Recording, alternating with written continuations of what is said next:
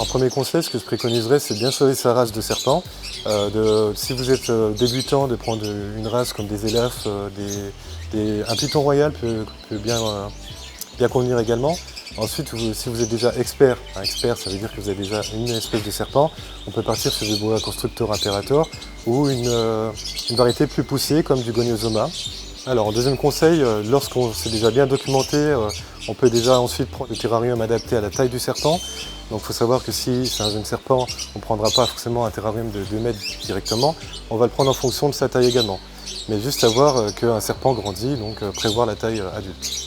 Comme troisième conseil, ce que je préconiserais, c'est de bien choisir vos accessoires. Donc principalement déjà un tapis chauffant, donc qui prendrait les 2 tiers du terrarium pour avoir un point chaud et un point froid. Également 2 cachettes, donc une au point chaud et une au point froid, et des accessoires de décoration pour qu'ils puissent s'y frotter pour faire des belles mues. Et également une grosse gamelle d'eau pour qu'ils puissent se baigner. Alors en quatrième conseil, ce qui serait important, c'est tout ce qui est paramètres d'hygrométrie de chaleur. Il y a 2 variétés de serpents, donc les tropicaux et puis les désertiques. Donc ils n'ont pas les mêmes besoins. Il faudra prendre du coup les besoins adaptés et vérifier avec un thermomètre et un hygromètre. Donc du coup une hygrométrie pour un désertique par exemple va aller de 30% à 50%. Donc prendre des pulvérisateurs adéquats. Et pour un désertique, il faudra également une chaleur de 30 à 32 degrés. Alors, pour le cinquième conseil que je vais vous donner, c'est de bien faire attention au niveau de l'alimentation.